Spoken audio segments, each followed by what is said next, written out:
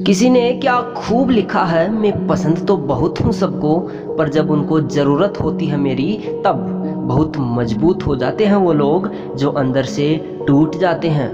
अकेले रहना अच्छा है बजाय उनके साथ रहने के जिन्हें तुम्हारी कद्र नहीं। ज़िंदगी में चाहे जो कुछ हो, अपनी ज़िंदगी से कभी नाराज़ मत होना, क्या पता आप जैसी ज़िंदगी दूसरे लोगों का सपना हो।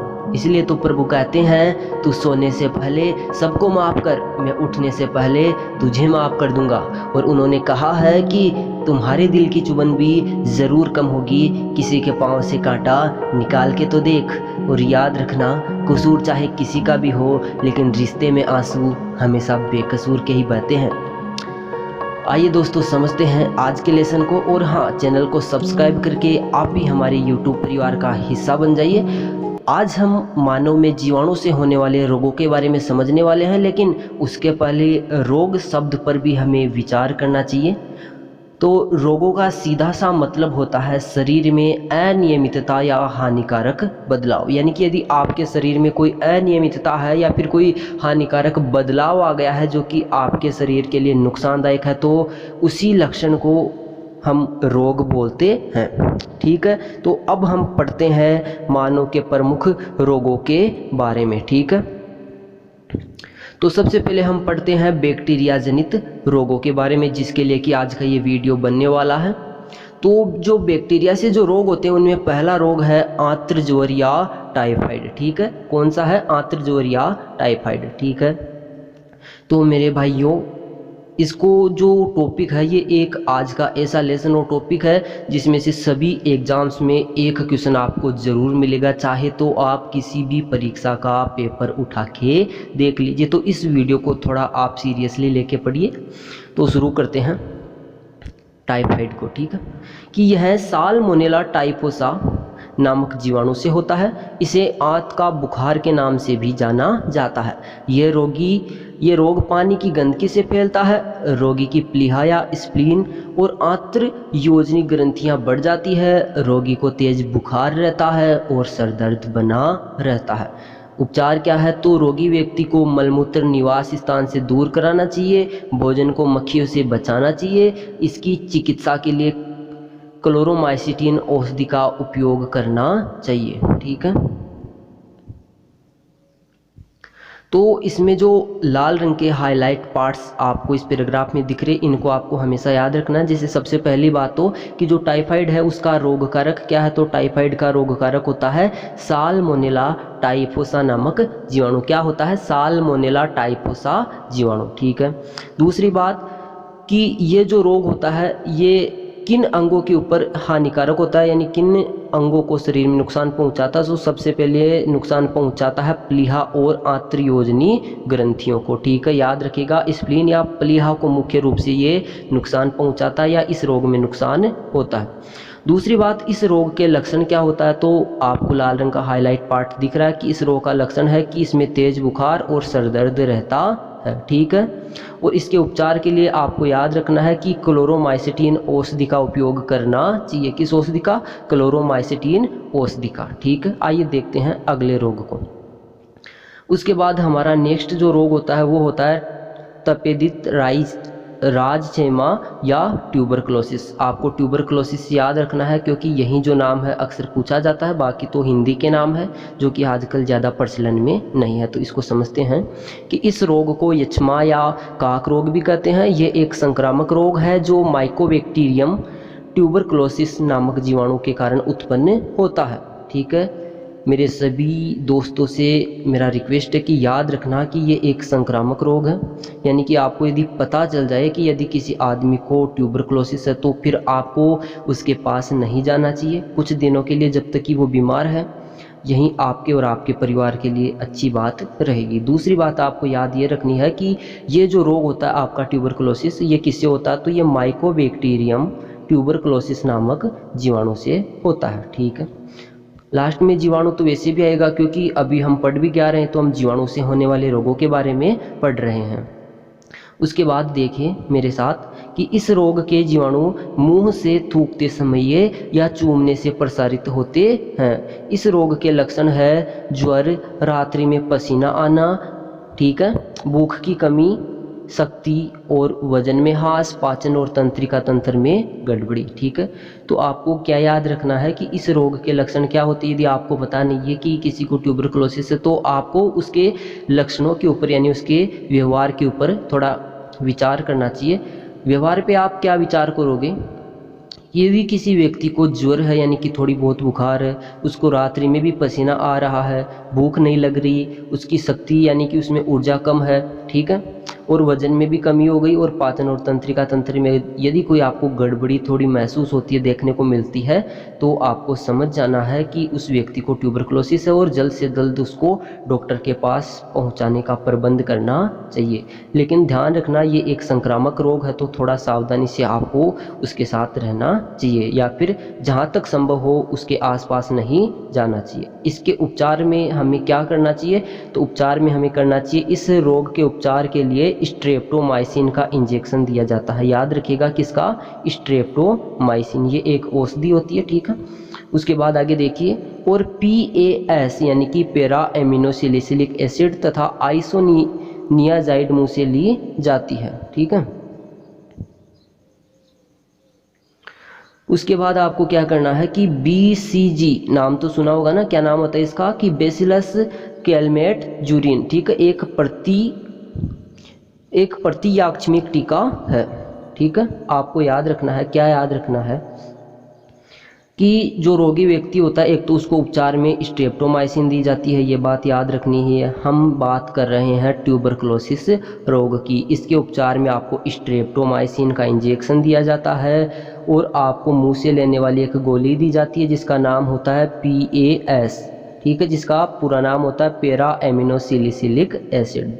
दूसरी बात, इसमें जो टीका लगाया जाता है उस टीके का नाम होता है BCG। क्या होता है, BCG, ठीक है। BCG का पूरा नाम होता है बेसिलस कैलमेट-ज़ूरिन, ठीक है। और एक बहुत ही नई बात है जो आपको और कहीं नहीं मिलेगी कि जो वलीसन है, नाम को अच्छे से देख लीजिएगा, वलीसन तपेदिक यानी कि जो आपका ट्यूबरकुलोसिस है उसकी नवीनतम दवा है जिसकी हाल ही में खोज हुई है, किसकी, वलीसन। तो सबसे पहले हमने किसके बारे में पढ़ा, सबसे पहले हमने पढ़ा है टाइफाइड के बारे में। तो इसमें आपको याद रखना है कि टाइफाइड जो रोग होता है इसका रोग कारक साल्मोनेला टाइफोसा होता है, ठीक है। इसमें जो रोगी होता है उसकी प्लीहा और आंत्रयोजनी ग्रंथियों को नुकसान होता है। इसके आपको लक्षण क्या हो जाएंगे, तो रोगी को तेज बुखार और सर दर्द बना रहेगा और इसके उपचार के लिए आपको क्लोरोमाइसिटिन औषधि का उपयोग करना चाहिए, ठीक है। दोबारा याद कर लीजिएगा या फिर शॉर्ट में आप अपनी कॉपी में नोट्स के रूप में यानी नोट्स टाइप में आपको इन मोस्ट हाईलाइट पार्ट्स को उतार लेना है, ठीक है। ये रिक्वेस्ट है, वरना आपको यदि याद हो गया तो कोई ज़रूरत नहीं है। या फिर आपको एक सलाह देता हूँ कि आप वीडियो को सेव कर लीजिएगा, उसके बाद देख लीजिएगा, ठीक है, जो भी आपके पास लैपटॉप वगैरह कोई भी आपके पास डिवाइस हो उसमें। उसके बाद दूसरा जो रोग है वो है तपेदिक या ट्यूबरकुलोसिस। तो इसमें आपको याद रखना है कि एक तो ये संक्रामक रोग है जो कि आपको, ठीक है, दूसरा हाईलाइट पार्ट में दिख रहा है आपको कि ये माइकोबैक्टीरियम ट्यूबरकुलोसिस से होता है, ठीक है। ये भी आपको याद रखना है किससे, माइकोबैक्टीरियम ट्यूबरकुलोसिस। याद रह जाएगा कैसे रोग है वो, उसका नाम है ट्यूबरकुलोसिस और रोग कारक का नाम है माइकोबैक्टीरियम ट्यूबरकुलोसिस। दूसरी बात, ये रोग होता कैसे, तो ये थूकने से या फिर चूमने से एक व्यक्ति से दूसरे व्यक्ति में जाता है।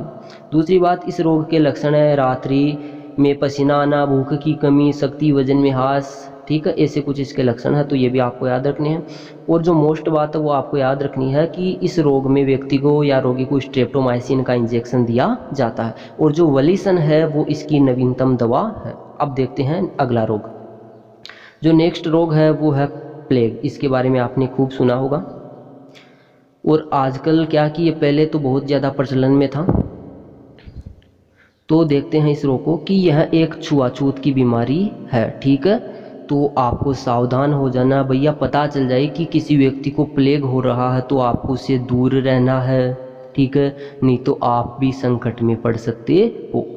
आगे देखिए कि जो बेसिलस पेस्टिस नामक जीवाणु द्वारा फैलती है, तो किस जीवाणु से ये फैलती है, तो ये बेसिलस पेस्टिस नामक जीवाणु से फैलती है। याद रखिएगा बेसिलस पेस्टिस।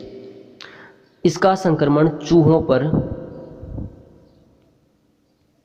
इसका संक्रमण चूहों पर पाए जाने वाले पशुओं से होता है, क्योंकि पशुओं या फील्स के शरीर में प्लेग का बैक्टीरिया रहता है। जेनोप्सिला केवोपस प्लेग का सबसे भयानक पशु है, क्योंकि यह आसानी से चूहे से मानव तक पहुंच जाता है। प्लेग 3 प्रकार के होते हैं, तो इस पैराग्राफ में हमको समझना है। पहली बात तो क्या समझनी है कि जो आपका प्लेग होता है भैया, ये एक छुआछूत की बीमारी है। किसकी? छुआछूत की, यानी छूने से आपके भी हो सकती है यदि रोगी को आप छूते हो तो। दूसरी बात, इसका रोग कारक होता है वो क्या होता है? तो ये बेसिलस पेस्टिस नामक जीवाणु से होता है। दूसरी बात, ये होता किससे है? तो ये चूहों से होता है। यानी चूहों में भी किस चीज़ से होता है? तो चूहों के जो पशु होते हैं, यानी जो फेल्स होते हैं, उसमें होता है। ठीक है। दूसरी बात कि सबसे ज़्यादा जो पशु होता है जो चूहे का, वो कौन सा होता है? वो होता है जेनोप्सिला केवोपस। ठीक है, ये भी आपको याद रखना है। अब हमने पढ़ा था कि जो प्लेग है वो 3 प्रकार के होते हैं। 3 प्रकार के कौन से होते हैं? देखिए, पहला तो होता है कि गलटी वाले प्लेग में रोगी की जांघ, कांख तथा गर्दन की ग्रंथियों में सूजन आ जाती है। दूसरा, जो न्यूमोनिक प्लेग है वो रोगी को खांसी, छींक और थूक के माध्यम से फैलता है। और सेप्टिस्मक प्लेग में जीवाणु गलटियों से रक्त में प्रवेश करता है। ये बहुत घातक साबित होता है, इसे आप छोड़ो भी।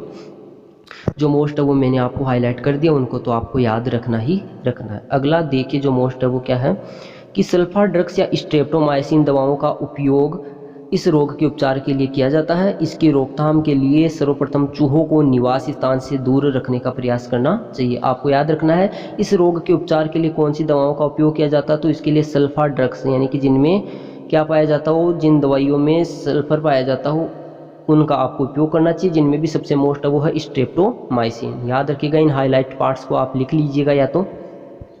अब देखते हैं नेक्स्ट, अगली जो बीमारी होती है जो कि जीवाणु से होती है वो होती है डिप्थीरिया। ठीक है, तो इसको समझते हैं जल्दी से कि यह रोग कोरोनी बैक्टीरियम डिप्थेरी नामक जीवाणु से होता है। इस रोग में गले में कृत्रिम झिल्ली बन जाती है और श्वास रोध होता है, जिससे रोगी की मृत्यु हो जाती है।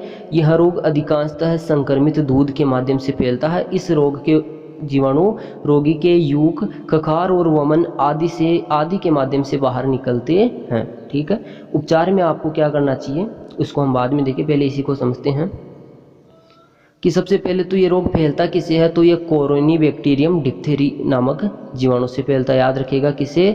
कोरोनी बैक्टीरियम डिप्थेरी से। ठीक है, और इस रोग में होता है क्या है कि आपके गले में एक कृत्रिम झिल्ली बन जाती है। ठीक है, जिसके कारण क्या होता है कि आपको सांस लेने में तकलीफ होती है और कई बार तो रोगी की मृत्यु भी हो जाती है। जबकि कब? जब ये रोग आपके लास्ट स्टेज पर पहुंच जाता है। दूसरी बात ये होता है कि तो ये संक्रमित दूध से होता है। और अगली बात हम देखते हैं, इसके उपचार के लिए हमको क्या करना चाहिए? तो डीपीटी का पूरा नाम होता है डिप्थीरिया एंटीटॉक्सिन का टीका लगवाना चाहिए एवं सफाई का पूरा ध्यान रखना चाहिए। रोगी के व्यवहार में लाए गए कपड़ों को विसंक्रमित कर देना चाहिए तथा रोगी की नाक और मुंह को पोटेशियम परमैंगनेट के घोल से धो देना चाहिए।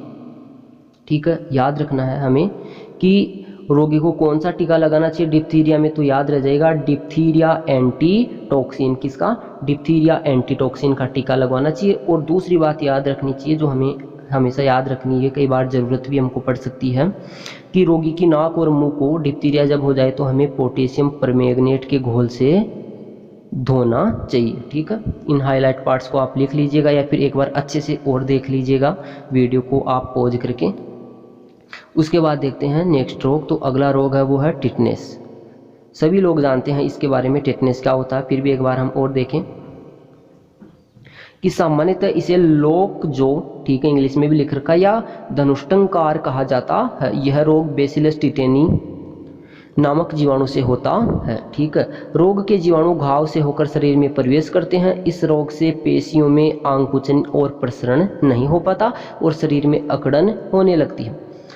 ठीक है, उसके बाद देखिए कि पेनिसिलिन प्रतिजैविक का इंजेक्शन लेना चाहिए। बचाव के लिए टिटवेक या एटीएस का इंजेक्शन 3 बार लगाना चाहिए। याद रखिएगा 3 बार।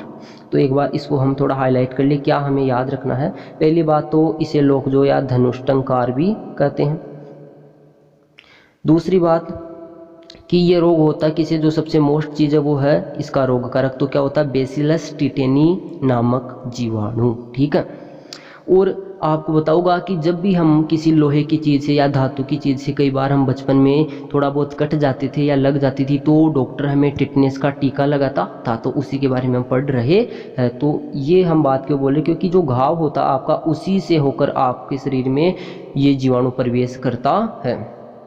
इस जीवाणु में होता क्या कि आपकी जो पेशियाँ होती है उनमें प्रसरण यानी कि उनमें लचीलापन थोड़ा कम हो जाता है, जिससे अकड़न हो जाती है। दूसरी बात याद ये रखनी है कि इसके उपचार के लिए आपको पेनिसिलिन प्रतिजैवी का इंजेक्शन लेना चाहिए, ठीक है। और बचाव के लिए आपको इंजेक्शन कौन सा, टिटिवेक या एटीएस का इंजेक्शन 3 बार लेना चाहिए। तो याद रखिएगा, जो आपको हाईलाइट दिख रहा उस पार्ट को एक बार अच्छे से देख लीजिएगा, क्योंकि आज का जो टॉपिक है वो वेरी मोस्ट है, सभी एग्जाम्स के लिए मोस्ट है। देखते हैं नेक्स्ट, अगला जो डिजीज़ है हमारा, वो नेक्स्ट जो डिजीज़ है वो है कोड या कुष्ठ, जिसको हम इंग्लिश में लेप्रोसी बोलते हैं और आजकल लेप्रोसी नाम से ये ज़्यादा विख्यात है।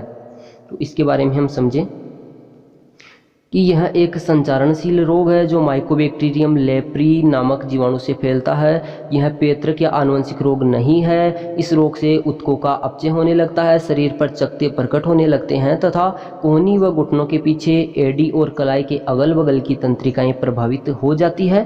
उपचार में हमें इस रोगी के इस रोग के रोकथाम के लिए MDT दवाओं का उपयोग किया जाता है। इसमें 3 दवाएं शामिल है। MDT में कौन सी, डेप्सोन, ठीक है, दूसरी है क्लोफाजिमीन एवं तीसरी है वो है रिफेमसिन। कौन सी, डेप्सोन, क्लोरोफाजिमीन और रिफेमसिन, इन 3 दवाओं को इसमें उपयोग किया जाता है। तो एक बार दोबारा से हम समझें कि पहली बात तो ये रोग संचारणशील है यानी कि फैल सकता है। दूसरी बात ये होता किससे है कि ये माइकोबैक्टीरियम लेप्री नामक जीवाणु से फैलता है। यदि आपको किसी कंपटीशन एग्जाम्स में ऐसा कोई भी क्वेश्चन आता है जिसमें आपको किसी भी बैक्टीरिया जनित जो रोग है उसमें से आपको उसका रोग कारक पूछ रहा है, तो आप सही आंसर कैसे लगाओगे, तो ज़्यादातर जो रोग है उसमें क्या होता है, उसका इंग्लिश का नाम होता है, उससे मिलता जुलता ही उसका रोग कारक होता है। कैसे, जैसे आप इस नाम के ऊपर गौर कीजिए, इसको इंग्लिश में हम बोलते हैं लेप्रोसी और इसका रोग कारक क्या है, माइकोबैक्टीरियम लेप्री, ठीक है। तो लास्ट में लेप्री शब्द आ रहा है तो आपको समझ जाना है कि यही इसका रोग कारक होता है। इसी प्रकार हम पीछे देखिए, एक बार पीछे आ जाते हैं, यानी इसको बोलते हैं डिप्थीरिया रोग। आपका कौन सा है, वो है डिप्थीरिया और इसका रोग कारक क्या हो गया, कोरोना बैक्टीरियम डिप्थेरी। इसी प्रकार हम और थोड़ा बैक चले तो बैक में क्या हो जाएगा, प्लेग होता है और इसका जो होता है वो कौन होता है, बेसिलस पेस्टिस। ये थोड़ा मिलता जुलता नहीं है मगर ज़्यादातर होता है। जैसे आप ट्यूबरक्लोसिस की बात करें तो इसका जो होता है रोग कारक होता है माइकोबैक्टीरियम ट्यूबरक्लोसिस, तो इसमें आपको ज़्यादा कोई दिक्कत नहीं मेरे हिसाब से आएगी।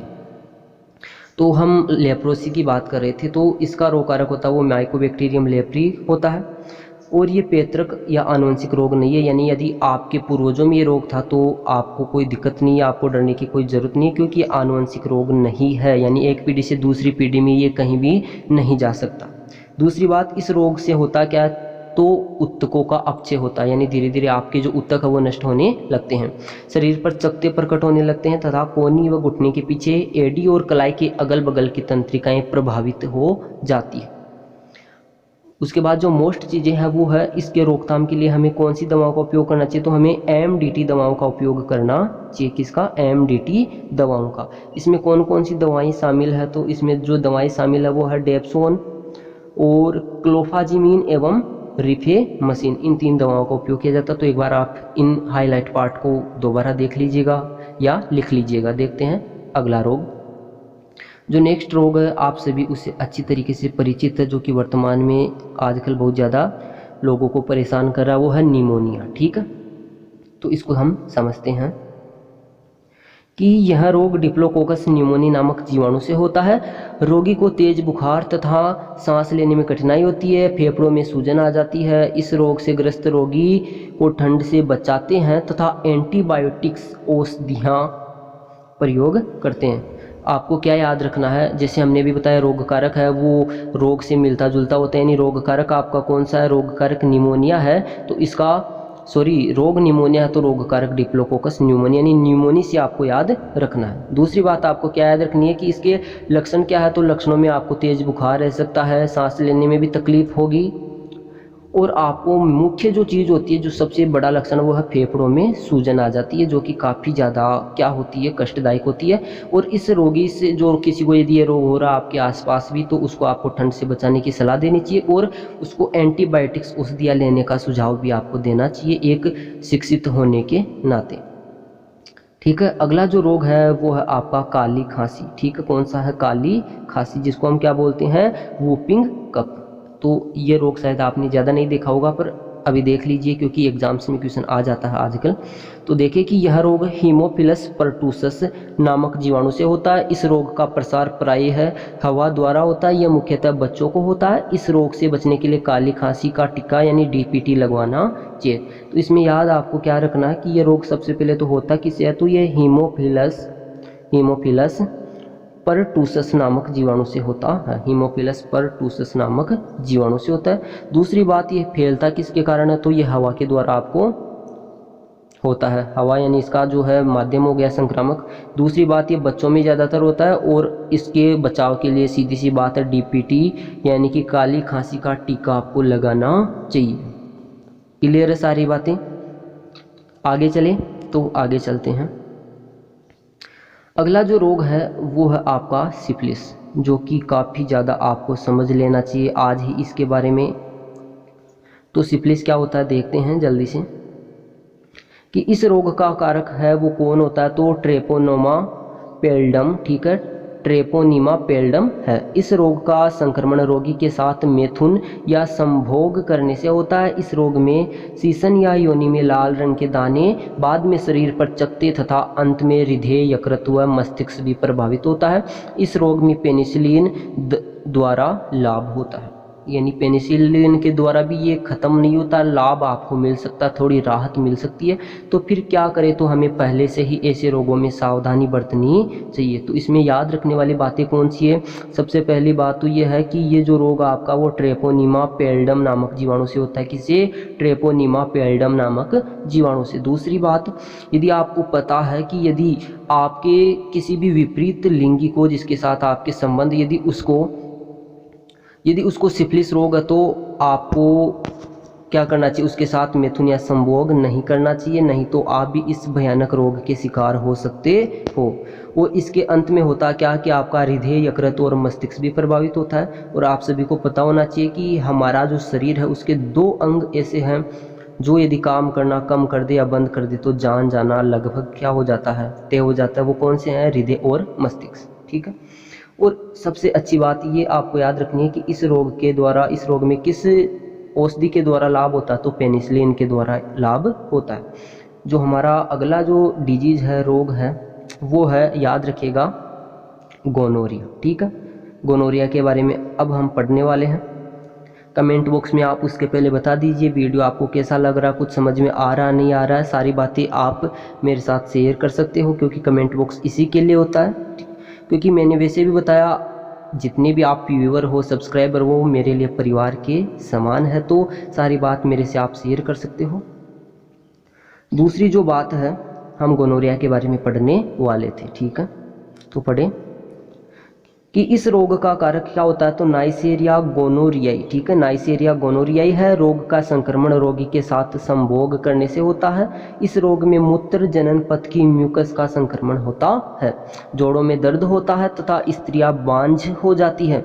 रोगी व्यक्ति के साथ संभोग से बचना चाहिए। एंटीबायोटिक्स औषधियों का प्रयोग करना चाहिए क्योंकि पेनिसिलिन भी एक एंटीबायोटिक्स है, याद रखना आपको। तो इसमें कौन सी बातें आपको मुख्य रूप से याद रखनी? सबसे पहली बात कि ये होता किससे? तो ये नाइसेरिया गोनोरियाई से होता है। ये एक जीवाणु है नाइसेरिया गोनोरियाई, इससे ये आपको रोग हो सकता है। ठीक है, दूसरी बात, होता किस माध्यम से है? तो यदि कोई रोगी व्यक्ति उसके साथ आप संभोग करते हो, मैथुन करते हो, सेक्स करते हो, तो उसके द्वारा आपको ये रोग होता है। ठीक है, दूसरी बात कि इस रोग में क्या होता है? तो मूत्र जनन पथ की म्यूकस का संक्रमण होता है। जोड़ों में दर्द होता है, स्त्रियां बांझ हो जाती है। ठीक है, उसके बाद रोगी व्यक्ति के साथ आपको क्या करना चाहिए? संभोग से बचना चाहिए। यही इन दोनों रोगों का क्या है? बचाव है, और बचाव ही इसके क्या है? उपचार है। ठीक है, और दूसरी बात, अगर रोग हो जाता तो फिर क्या है? इसका उपचार क्या है कि जो एंटीबायोटिक्स औषधियाँ है वो कुछ लाभदायक इन रोगों में होती है। ठीक है, वीडियो आपको कैसा लगा कमेंट बॉक्स में ज़रूर बताइएगा, ठीक है। कोई भी कमी है, कुछ भी बात आप कमेंट बॉक्स में ज़रूर बताइएगा, ठीक है। और अब तक यदि आप हमारे परिवार के यूट्यूब परिवार के सदस्य नहीं बने हो तो जल्दी से सब्सक्राइब बटन को प्रेस कर दीजिए और बेल आइकन को भी प्रेस कर दीजिए।